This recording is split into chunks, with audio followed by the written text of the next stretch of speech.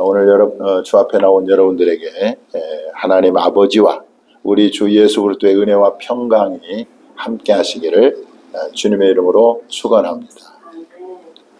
오늘은 성령 세례를 구하라 라는 제목으로 함께 은혜를 나누겠습니다. 오늘 본문에 보니까 세례 요한이 예수님을 소개하면서 이렇게 말합니다.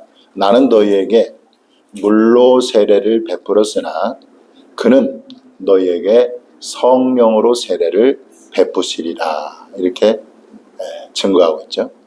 이 말씀에서 발견하는 것은 뭐냐면 세례에는 두 가지가 있다. 두 가지 종류가, 세례에는 두 가지 종류가 있다는 거예요. 하나는 물세례입니다.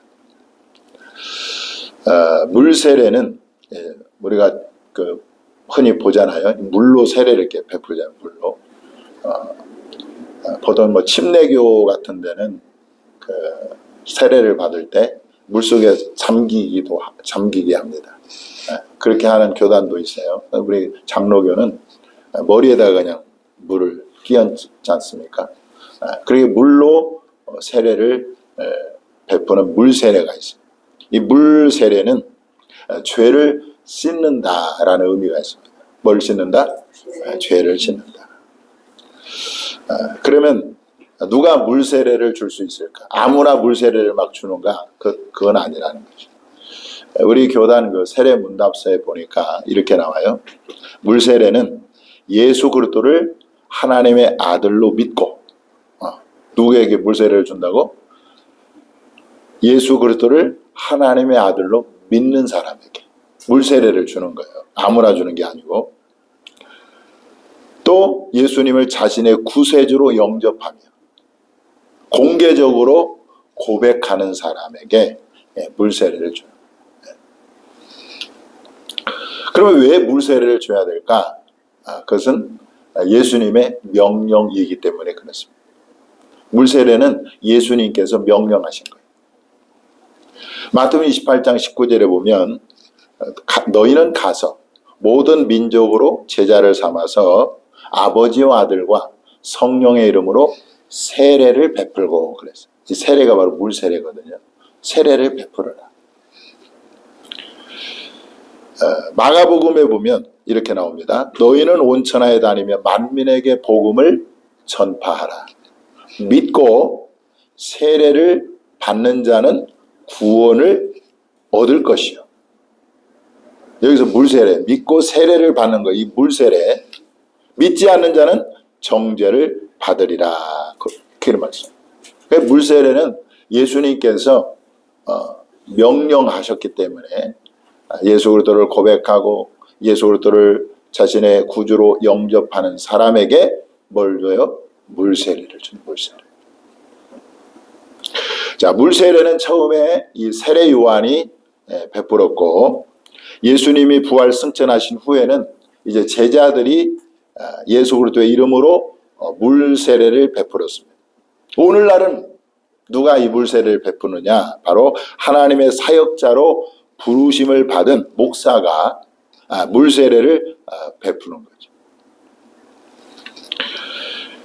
그래서 사도행전에 보면 이 베드로가 설교를 하고 예수를 믿으라고 이렇게 권할 때 그 말을 받은 사람들은 세례를 받음에 이날에 신도의 수가 3,000이나 더하더라. 예수를 믿겠다고 결단하고 믿는 사람들이 그날 세례를 물세례를 받아. 물세례. 여러분들 중에 다 세례 받으셨죠? 그래서 이제 여기는 다 이제 물세례를 받았는데, 이 물세례 외에 또 다른 세례가 있는 게 바로 무슨 세례? 오늘 본문에 나오는 성령 세례, 성령 세례는 뭐냐? 바로 성령으로 세례를 받는, 다시 말해 성령을 받는 것을 성령 세례라고 하는 것입니다. 자, 그런데 이 물세례는 세례 요한이나 아니면 제자들이나 오늘날은 목회자들이 물세례를 줬어요. 그런데 성령 세례는 오직 누구만 줄 수 있어요? 예수님만이 줄 수 있어요. 예수님. 오늘 보니까 오늘 세례는 뭐라 합니까? 그는 너희에게 성령으로 세례를 베푸시리라. 예수님은 누구냐? 우리에게 성령으로 세례를 베푸시는 분이라. 자, 베드로 사도가 오순절 이 성령 세례를 받고 그 당시에 14 그 나라에서 모인 사람들에게 설교를 했는데 그 14나라에서 모인 사람들이 이 120명의 제자들이 성령 세례를 받고 다른 방언으로 말하고 하나님의 큰 일을 얘기하니까 이게 무슨 일이냐라고 의아해할 때 베드로 사도가 일어서서 이 성령 세례에 대해서 그 각국의 사람들에게 이렇게 설교를 합니다. 하나님의 오른손으로 예수를 높이심에 그가 누구예요? 예수님이 약속하신 성령을 아버지께 받아서 너희가 보고 듣는 이것을 부어주셨느니라. 성령을 누가 부어주셨어요? 예수 그리스도께서 아버지께 받아서, 성령을 아버지께 받아서 너희가 보고 듣는 이것을 부어주셨느니라, 이렇게 말씀하고 있어요. 따라서 이 성령 세례는 누구만이 줄 수 있다? 오직 예수 그리스도만이 주실 수 있다는 거예요. 자, 그런데 오늘날 많은 성도들이 이 성령으로 거듭나는 것과 성령 세례를 받는 것하고 이동하는 경우가 많아요. 성령으로 거듭나는 것은 뭐고 성령 세례는 또 뭔가? 여러분들이 성령으로 거듭나는 것과 성령 세례는요 완전히 다른 거예요. 성령으로 거듭나게 될 때 비로소 예수 그리스도를 믿게 되는 거예요. 성령으로 거듭나지 않으면요 예수님을 믿을 수 있다 없다? 없다. 예수님을 믿을 수가 없어요. 고린도전서 12장 3절에 보니까 이렇게 나옵니다. 그러므로 내가 너희에게 알리노니 성령으로 아니하고는 누구든지 예수를 뭐라 할 수 없다? 주시라 할 수 없다. 그러나 성령으로 거듭난 사람만이 예수님을 주시라고 할 수가 있는 거예요. 그렇게 성령으로 거듭난 사람 속에는 누가 계십니까? 성령이 내주하고 계세요. 너희가 하나님의 성전인 것과 성령이 너희 안에 계시는 것을 알지 못하느냐. 고린도전서 3장 16절에 나옵니다. 그러니까 성령으로 거듭난 사람 속에는 누가 계시냐? 성령이 계시다. 성령 내주한다는 말이 그 말이에요. 자, 여러분, 이 제자들은 성령으로 거듭난 사람이었어요. 예수님이 한 번은 제자들에게 사람들이 나를 누구라 하느냐? 사람들이 예수님을 엘리야, 선지자 중에 하나다, 그렇게 얘기를 합니다. 그러면 너희는 나를 누구라 하느냐? 물어볼 때 그때 이 베드로가 제자들을 대표해서 뭐라고 얘기합니까? 주는 그리스도시요 살아계신 하나님의 아들입니다. 이렇게 고백.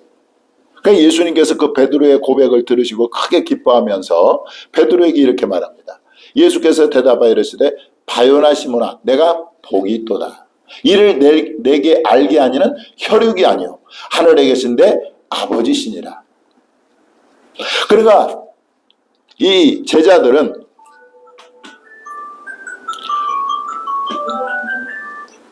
성령으로 거듭난 사람들이었지만 아직 뭘 받지 못했어요?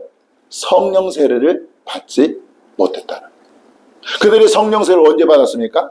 바로 오순절날 마가의 다락방에서 비로소 성령 세례를 받았다는 거예요.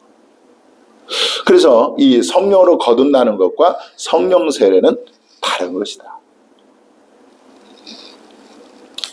자, 여기서 발견하는 게 뭐죠? 성령 세례를 받지 않아도 신앙생활이 가능하다, 불가능하다? 가능하다는 거예요. 성령 세례를 받지 않아도 성령으로 거듭난 사람은 예수님을 주로 시인하기 때문에 성령 세례를 받지 않아도 신앙생활이 가능해. 자, 그러면 굳이 이 성령 세례를 받아야 할까?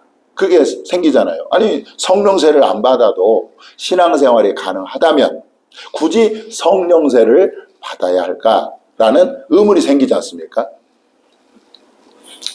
자, 그것을 제가 여러분들이 말씀드리면, 자, 여러분들 제자들은요, 예수님과 3년을 함께 지냈습니다.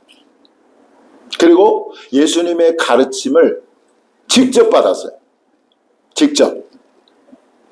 그래서 예수님께서 수많은 말씀을 하셨는데 그 말씀하시는 그 말씀들이 거의 비유로 말씀해요. 비유로.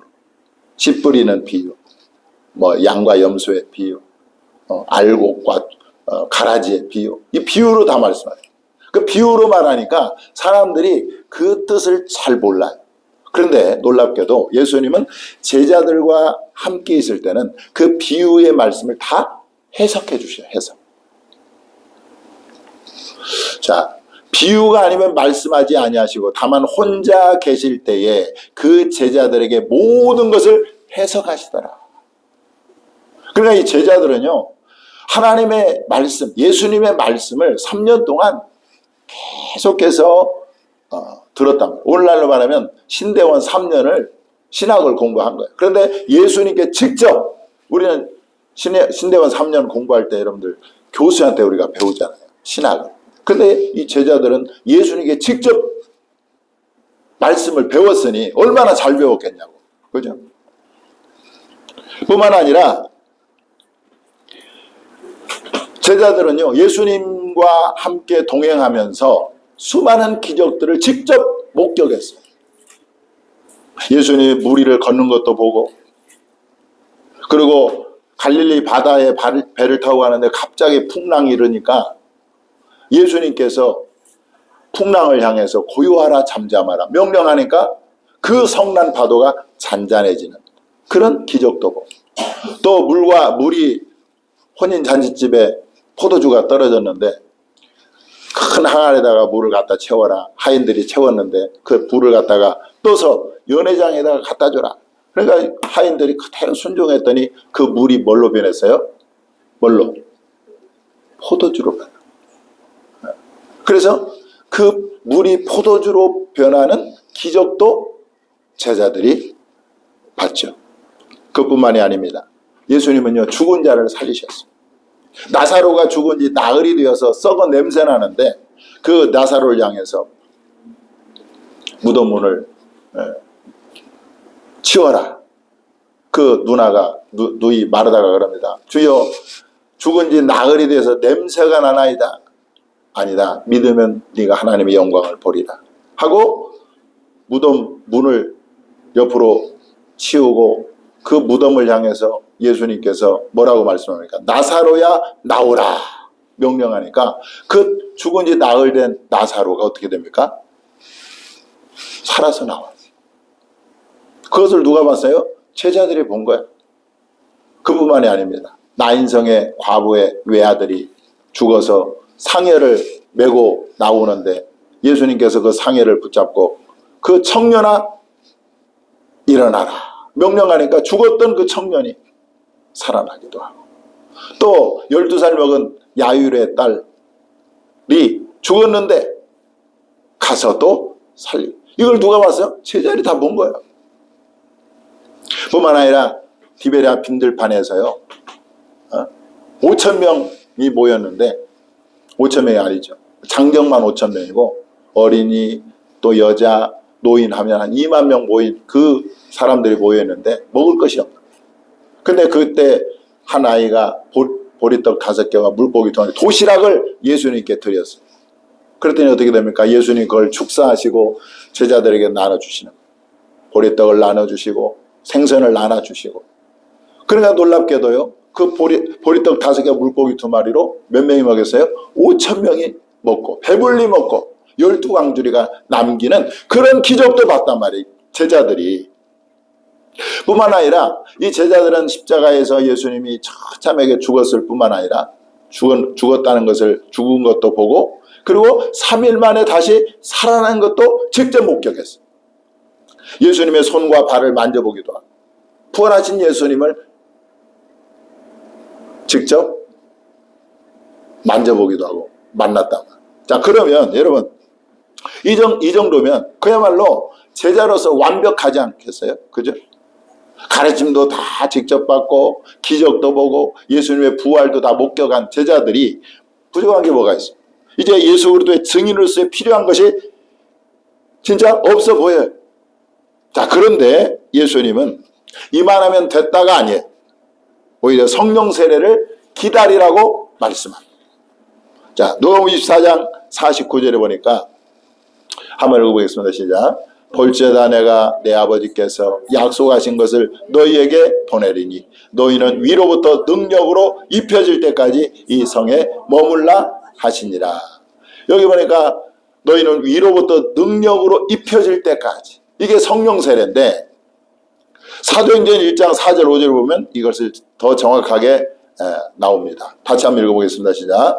사도와 함께 모이사 그들에게 분부하여 이르시되 예루살렘을 떠나지 말고 내게서 들은 바 아버지께서 약속하신 것을 기다리라. 요한은 물로 세례를 베풀었으나 너희는 몇 날이 못되어 성령으로 세례를 받으리라 하셨느니라. 아멘. 아니 3년 동안을 예수님께 직접 가르침을 받고 수많은 기적과 표적들을 직접 목격한 제자들이 이제 나가서 예수님은 하나님의 아들이고 예수를 믿어야 구원받고 이렇게 나가서 전하도 충분한 자격이 있는데도 불구하고 예수님은 그들을 보내지 않고 뭘 받으라? 성령 세례를 너희가 받아라. 그 성령 세례를 받기까지 기다리라. 그렇게 말씀하고 있어요. 왜 예수님은 그 제자들에게 성령 세례를 받으라고 말씀하셨을까? 그것은 여러분들 이 제자들의 변화에서 변화된 모습에서 알 수가 있어요. 제자들이 성령 받기 전과 성령 세례를 받기 전과 후가 완전히 달라졌다는 거예요. 에? 여러분 제자들이요 성령 세례를 받기 전에는 서로 누가 크냐고 서로 다퉜어요. 네. 앞으로 예수님이 이제 이스라엘의 왕이 될 건데 누가 좌의정, 우의정을 좌우에 누가 그 자리를 차지할 것인가? 이렇게 다퉜단 말이에요. 누가 크냐? 내가 예수님보다 더 가깝다. 내가 예수님의 더 총애를 받기 때문에 내가 더 크다. 이렇게 아웅다웅 논쟁하는 그런 제자들이었고 그 예수님의 가르침을 직접 받고 그리고 그 수많은 기적을 체험했어도 불구하고 예수님께서 십자가에서 군병들에게 잡힐 때 여러분들 제자들이 어떻게 했습니까? 다 도망가 버렸어요. 네? 다 도망가 버렸어요. 자기 목숨 하나 살리려고. 그 예수님을 잘 앞장서서 따라가겠다고 다른 사람은 다 부인할지 나는 부인하지 않고 죽음의 자리라도 나 가겠다고 호언장담했던 베드로는 어떻게 됐습니까? 3번 예수는 부인하잖아요. 이게 성령 받기 전에 제자들의 모습이라. 이것은 오늘날도 마찬가지입니다. 물세례만 받고 성령 세례를 받지 않은 성도는 신앙이 연약해요. 그래서 시험이나 고난이 오면 믿음이 크게 흔들리게 되고 낙심하고 뒤로 물러가는 경우가 많습니다. 그렇잖아요. 자, 그렇다면 이 오순절 성령 세례를 받고 난 후에 이 제자들은 어떻게 변화되었는가? 그들은요 성령 세례를 다 받은 다음에 그들은 흔들리지 않은 믿음을 갖게 되었고 확고한 신앙을 갖게 되었습니다. 그들은 더 이상 고난이나 시험이나 죽음을 두려워하지 않게 되었습니다. 그래서요 성령 세례 받은 이 스데반 집사는요 얼마나 강하고 담대했는지 결국 복음을 전하다가 돌에 맞아 순교했고 야고보 사도도 마찬가지 칼로 죽임을 당했어요. 아니 도망갈 수 있는데도 불구하고 순교할 수 있었던 것은 성령 세례가 그렇게 만든 거예요. 그들은 성령 세례를 받고 난 후에 강하고 담대한 사람들이 되었습니다. 그래서 당시에 예루살렘은 극심한 박해가 있었습니다. 그럼에도 불구하고 그들은 거침없이 주의 복음을 증거하는 사람들이 되었다는 거예요. 사도행전 4장 18절 20절 한번 읽어보겠습니다. 시작. 그들을 불러 경고하여 도무지 예수의 이름으로 말하지도 말고 가르치지도 말라 하니 베드로와 요한이 대답하여 이르되 하나님 앞에서 너희의 말을 듣는 것이 하나님의 말씀을 듣는 것보다 옳은가 판단하라. 우리는 보고 들은 것을 말하지 아니할 수 없다 하니. 아니, 예수님이 십자가에 달릴 때는 자기 목숨 하나 살리게 보겠다고 다 도망갔던 제자들이 오순절 성령 받고 난 다음에는 죽음을 두려워하잖아요. 그래서 우리는 보고 들은 것을 말하지 아니할 수 없다. 당신들이 아무리 예수 이름으로 말하고 가르치는 것을 금해도 우리는 결코 멈출 수가 없습니다 라고 하고 담대하게 복음을 전하는 것을 볼 수가 있습니다. 여러분, 우리가 성령 세례를 받아야 할 이유가 여기에 있는 것입니다. 성령 세례를 받으면요, 사람이 담대해져요. 그리고 어떤 시련 앞에서도 믿음이 흔들리지 않아요. 굳건한 믿음의 소유자가 되는 것입니다. 이 성령 세례를 받으면 결코 세상과 타협하지 않고 자신의 신앙을 끝까지 지키는 사람이 될 뿐만 아니라 성령 세례를 받은 사람은 이 권능이 임하기 때문에 뭐요? 주의 증인이 되는 거지. 왜 우리가 전도하려면 부담이 되고 전도를 못하느냐? 이 성령 세례를 우리가 받지 못했기 때문에 자꾸 두려워하고 주저하고 그러는 거예요. 사도행전 1장 8장에 보니까 이렇게 나옵니다. 한번 읽어보겠습니다. 시작. 오직 성령이 너희에게 임하시면 너희가 권능을 받고 예루살렘과 온 유대와 사마리아와 땅끝까지 이르러 내 증인이 되리라 하시니라. 성령이 너희에게 임하시면 너희가 뭘 받고? 권능을 받고. 그래, 권능이 임하니까 사람이 담대해져서 주의 증인의 삶을 살게 되는 것입니다. 그러니 여러분, 성령 세례를 받아야 될까요? 받아야 될까요? 받아야 돼요. 자, 그럼 성령 세례를 어떻게 받을 수 있을까? 성령 세례는 예수 그리스도를 믿는 자들에게 주시는 하나님의 선물이라는 것입니다. 그런데 구원도 뭐죠? 하나님의 선물이고 이 성령 세례도 하나님의 선물이에요. 선물. 초대교회 7 집사 중에 하나인 빌립이 이제 성령 세례를 받은 다음에 이 사람은 막 견딜 수가 없어. 이 복음을 전하자면 견딜 수 없었기 때문에 사마리아로 내려갔어요. 사마리아는 당시에 유대인들이 사람 취급을 하지 않았던 그런 사람들인데 그 사마리아에 내려가서 예수 그리스도의 복음을 전합니다. 이 사마리아 사람들이 이 빌립의 전도를 받고 예수 그리스도를 믿고 물세례를 받았어요. 그런데 이 소식을 예루살렘 교회가 듣고 누구를 파송하냐면 베드로와 요한을 파송합니다. 그 베드로와 요한이 가서 보니까 다 사마리아 사람들이 예수를 믿고 세례를 받은 상태예요. 지금 우리 상태죠, 우리 상태. 그래가지고 이 베드로와 요한이 어떻게 합니까? 가서 이제 안수를 했어. 성령 받기 위해서 안수를 하니까 성령 세례가 그 사마리아 사람들에게 성령 세례가 부어진 거야. 자, 근데 거기에 누가 있었냐? 이 마술사 시몬이 있었어. 이 마술사 시몬도요, 예수가 복음이 증거하기 전에는 그 사마리아 지역에서 왕노릇했어요. 다른 사람을 마술로 속여가지고 큰 자라 일컬음을 받는 사람이었는데 빌립의 전도를 듣고 이 사람도 어떻게 하죠? 예수를 믿게 된 거예요. 그런데 이 사도 베드로와 요한이 사람들에게 안수해서 성령이 막 임하니까 그게 막 이 사람도 부러웠던 것 같아요. 그래가지고 이 베드로와 사도 요한에게 뭐라고 이야기하면 내가 돈을 줄 테니까 그 권능을 나에게 주어서 내가 누구든지 안수하면 성령 받게 해달라고 그렇게 했다. 그랬더니 베드로가 뭐라고 얘기하느냐? 이렇게 얘기합니다. 베드로가 이르되 내가 하나님의 선물을 돈 주고 살 줄로 생각하였으니 내 은과 내가 함께 망할지어다.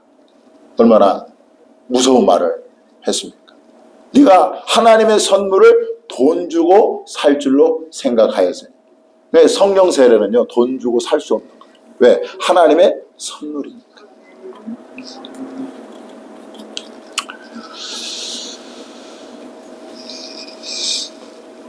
그래서요, 이 하나님의 선물이기 때문에 모든 성도들이 다 성령을 받을 수 있다는 것입니다. 할렐루야. 네.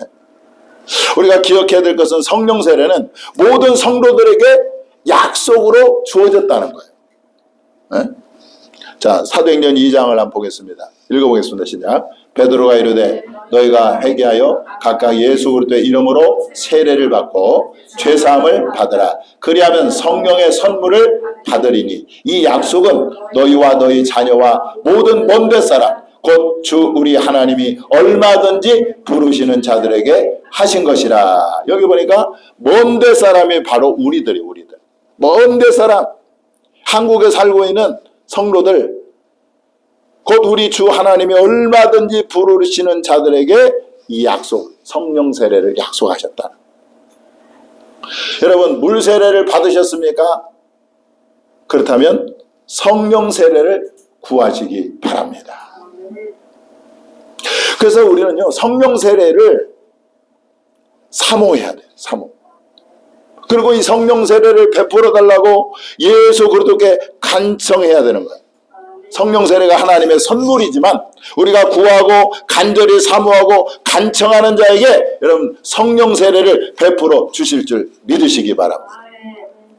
예수님이 이렇게 말합니다. 읽어보겠습니다. 시작. 너희가 갈지라도 좋은 것을 자식에게 줄 알거든 하물며 너희 하늘 아버지께서 구하는 자에게 성령을 주시지 않겠느냐. 아멘. 너희 하늘 아버지께서 구하는 자에게 성령을 주시지 않겠느냐.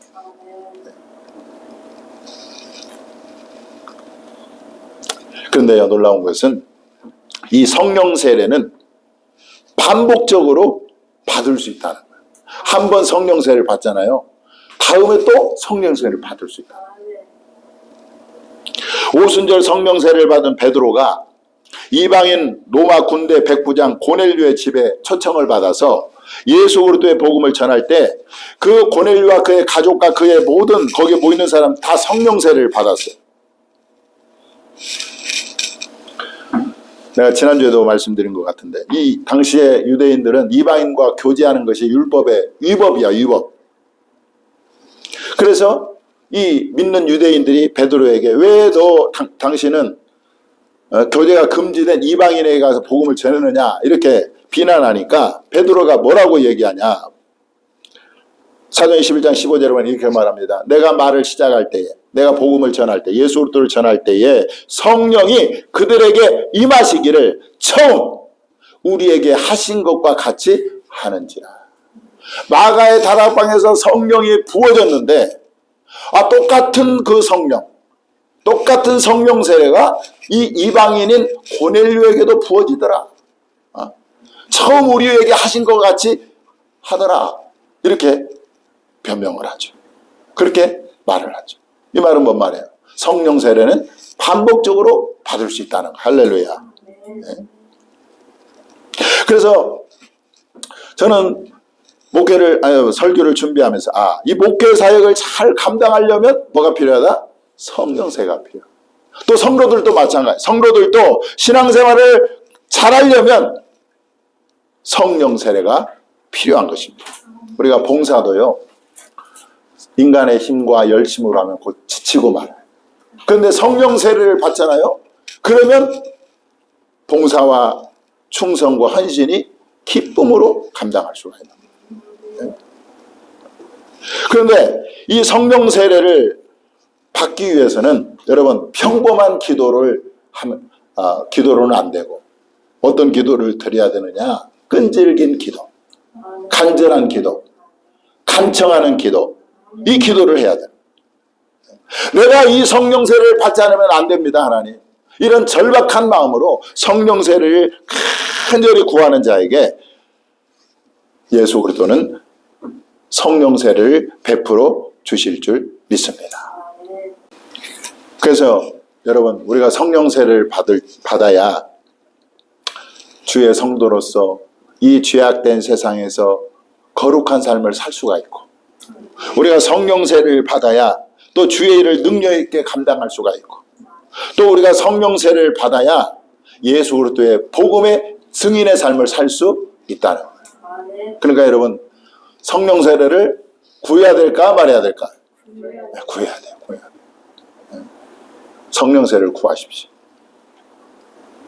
그래서 성경에 보니까요, 너희는 성령으로 기도해라, 성령으로 봉사해라, 성령으로 말씀을 전해라. 다 성령. 한 번 받고 말 것이 아니라 계속해서 우리는 성령 세례를 구해야 돼요. 그래서 우리가 권능을 받고 능력을 받아서 주의 일도 감당하고. 그런 게요, 이 물세례 받은 사람은 자기 신앙 지키기에 급급해. 그러나 성령 세례를 받은 사람은 자기 신앙뿐만 아니라 다른 사람도 신앙 안에 들어오도록 그 능력을 발휘할 수가 있는 거예요. 그래서 우리가 반드시 성령 세례를 받아야 돼요. 자, 그래서 오늘 말씀을 생각하면서 하나님, 나에게도 성령 세례를 부어 주옵소서. 기도할 수 있기를 바랍니다.